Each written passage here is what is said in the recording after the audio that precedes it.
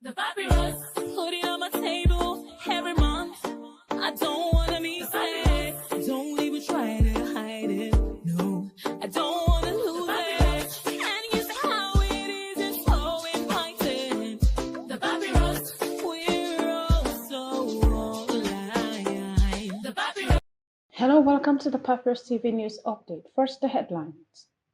FCT Police Commissioner Olatunji Disu mourns son tragic death. Police officer found dead after meeting online death in Abuja hotel.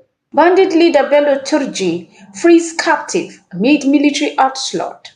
Cross River Assembly moved to increase political appointments in local government areas. Federal government approves new polytechnic in Gwarimpa, Abuja. Kanu rejects Igbo coup narrative, orders legal action. Bashir Ahmed fought Obi's silence on EFCC operative's death. Now the news in details. The family of Olatunji Disu, Commissioner of Police for the Federal Capital Territory (FCT), is grieving the devastating loss of his 33-year-old adopted son, Adams, who died in a tragic car accident on Monday, 20th January 2025.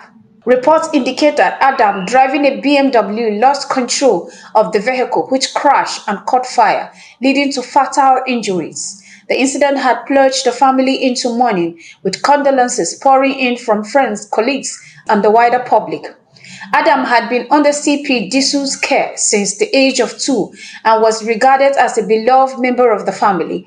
He had recently completed his NYC program, a milestone that brought pride and joy to his family before the unexpected tragedy.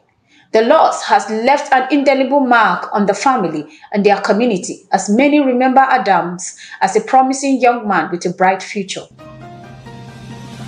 In a similar turn of event, a tragic incident has struck the Federal Capital Territory Police Command as Inspector Lawa Ibrahim from Kwali Division was found dead in a hotel room in Gwagwalada.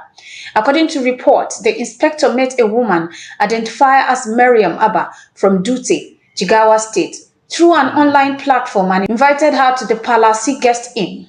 The pair reportedly engaged in intimate relationship, but by the next morning, which was Thursday, 18th January, Ibrahim showed some sign of distress and collapse. Mariam raised alarm, prompting the hotel management to involve police. Officers recovered the inspector's lifeless body, along with several items from the room, including a suspected aphrodisiac. The deceased remains were reported to the University of Abuja Teaching Hospital, where his death was confirmed. Mariam has been taken into custody as investigation continues into the cause of the inspector's death. Another development, the infamous bandit leader Olatunji has reportedly released all captives held by his gang as military forces intensify operation to capture him. The Nigerian Armed Forces, through Operation Hadarindaji and Forest Sanity, have mounted relentless airstrike and ground offensive on Turji's stronghold in Zamfara State. These actions have significantly weakened his network, forcing him to retreat and release his captives in a possible attempt to de-escape the military pressure. Military sources suggest that Turji's move could be strategic, aimed at avoiding further confrontation with troops closing in on him. Security forces remained resolute with plans to capture the bandit leader, dead or alive. The Cross River State House of Assembly has introduced a bill to amend the 2007 local government law, proposing an increase in political appointments across local government areas. Sponsored by Right Honorable David Ita, the bill seeks to expand the number of appointees in each local government area to 50, introducing new positions such as Special Advisor and Ward Relations Officer. Additionally, the bill recommends upgrading the head of local government administration, Holga, to the ranks of permanent secretaries, granting them enhanced rights and privileges within the state public service. Having successfully passed its first and second reading, the bill is now under review by Joint Committee for further consideration. The federal government has approved the establishment of a new federal polytechnic in Gwarinpa, Abuja, one of the largest residential estates in Nigeria's capital. According to a letter dated Thursday, January 16, 2025, addressed to FCT Minister Nyesim Wike, the polytechnic will be named Bola Ahmed Tinubu Polytechnic, Gwarinpa, in honor of President Bola Ahmed Tinubu. Minister of Education Olatunji announced that the institution would prioritize technology, vocational and entrepreneurial training, aligning with Nigerian education policy. A technical team from the Federal Ministry of Education and the National Board for Technical Education, (NBTE), is scheduled to inspect the proposed site, with final approval pending their evaluation. Christopher Zaka Meikalango, chairman of the Abuja Municipal Area Council, AMAC, commended President Bola Ahmed Tinubu for landmark decision and praised the FCT minister for facilitating the project. He described the polytechnic as a significant milestone that will enhance development in Gwarinpa and wider FCT community.